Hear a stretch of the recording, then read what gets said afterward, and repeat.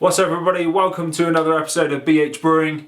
Today we're going to be talking you through all the equipment you'll need to get started on the road to make your delicious own homebrew. What is that? It smells like gone off water.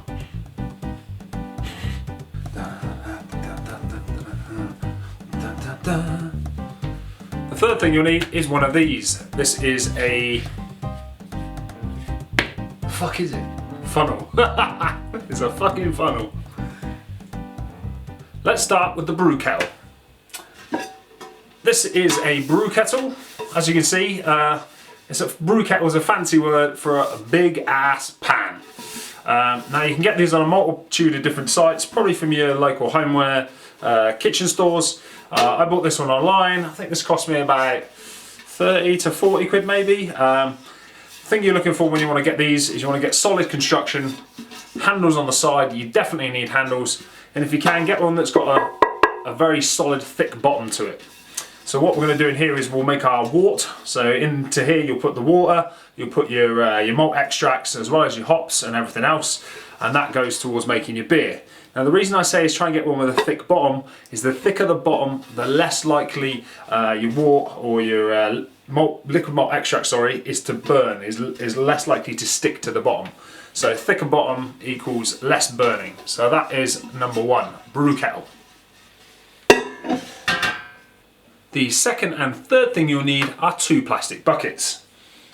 Now this is one of the plastic buckets I have. This is a bottling bucket. Got this in my original kit from Northern Brewer, hence the big Northern Brewer logo on it. And it's a bottling bucket because you can see at the bottom there's a little tap which we turn for when we come to the bottling stage. Now make sure when you buy your bottling bucket that it has the markings on the side. So this one has from 1 gallon up to 5 gallons. Generally we're not going to need anything more than that because generally we're brewing about 5.5 gallons. So this is a good little bucket. Before we start the brewing process, I can measure out 3 gallons, put that into my brewing kettle, and then afterwards I can add my liquid malt extract or my dry malt extract, and then we're good to go. This is the second bucket. Now this is one I've just picked up from Wilkinson's. As you can see, I've still got the label on it, not removed it. It's classed as a fermentation bucket, so you could use it for that. But the reason I have this bucket is so I can put some star sand in here and leave all the equipment I'm going to use that's going to come in contact with the beer in here in this solution. That way everything's sanitized. Now technically if you want to do this the other way, you can just have the one bucket. If you are going to go for the one bucket, then make sure you get the bottling bucket because it does have this option of the tap on the end. So you can turn that out of the way, and you can, once you've filled up your kettle with your water, you can then use it to sanitize all your equipment. The reason I have two buckets is just simply it makes life a bit easier. So I can be doing everything else, all my stuff is sitting there in the sanitized solution. I know it's going to be good to go when I need it. The fourth thing you'll need, and probably one of the most important things, is your fermentation vessel. Now there are a bunch of different options. You can go with plastic buckets like we've seen earlier, like the Wilco bucket. We also have glass carboys, there's conical fermenters. There's all sorts of different options out there on the market for you. What I've got is a glass carboy. Now this is a 5 gallon bad boy. 6 gallon bad boy is currently fermenting some beer, so hence why I'm going to have to show you this one. Now they don't come with this red handle on the top, that's an optional extra. It does make it easier for moving about, but again, it's not essential. So what happens is once we've finished with our wort in the brew kettle, once it's cooled, it will be transferred to the glass carboy. These are a pretty solid construction. Just got to be careful not to knock them against anything too hard, as they have been known to crack and damage. Thankfully, mine has always been good. Never crack one, never smash one. Fingers crossed that never happens anytime soon. But yeah, this is our fermentation vessel.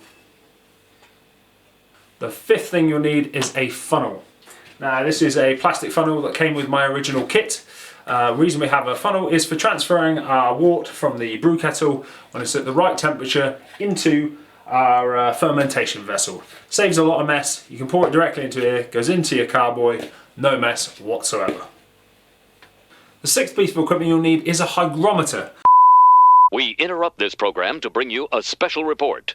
Did you see the mistake I made? It is not called a hygrometer. This is a hygrometer. These things are used to measure temperature and humidity. The reason I say this is because I have one in my humidor, which I keep all my cigars in. So that's how I've made the mistake. I've got confused between a hygrometer and a hydrometer. They're completely different things. What you want is a hydrometer, not a hygrometer. So anything I refer to as a hygrometer from now on, ignore, ignore, ignore. It's a hydrometer. Now I'd love to show you this, but unfortunately, like a fucking idiot, I smashed mine the other day, so I cannot. But what I'll do is I'll put it up on the screen now so you can see what it looks like. The purpose of the hygrometer is to give you a gravity reading. So you'll take a gravity reading before the beer ferments and then after the beer ferments. Use these two numbers, find yourself an online calculator, and you can work out the ABV of the beer, the alcohol by volume. This is handy because then you know if you're going to be drinking a 12% beer or you're going to be drinking a 3% session beer. So a hygrometer is definitely needed. The other thing you'll need alongside your hygrometer is a thermometer.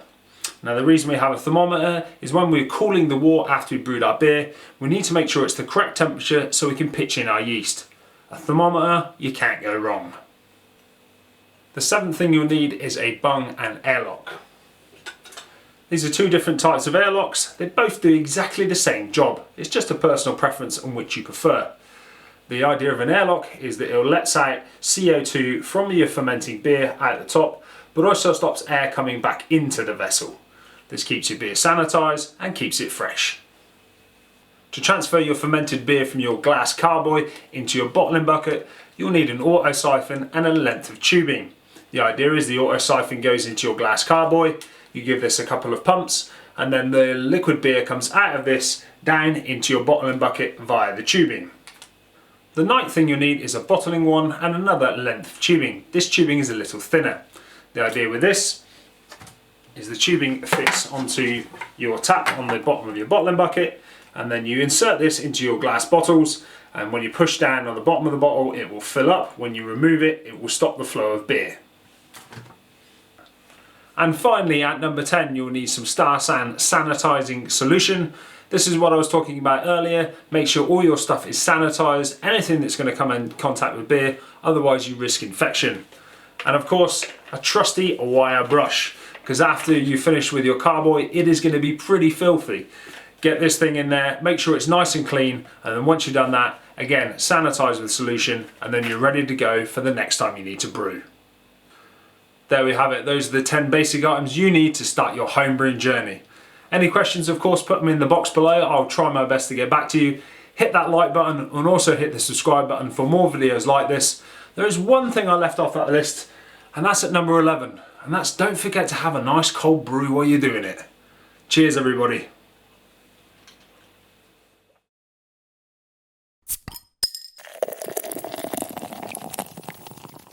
Get that up, yeah.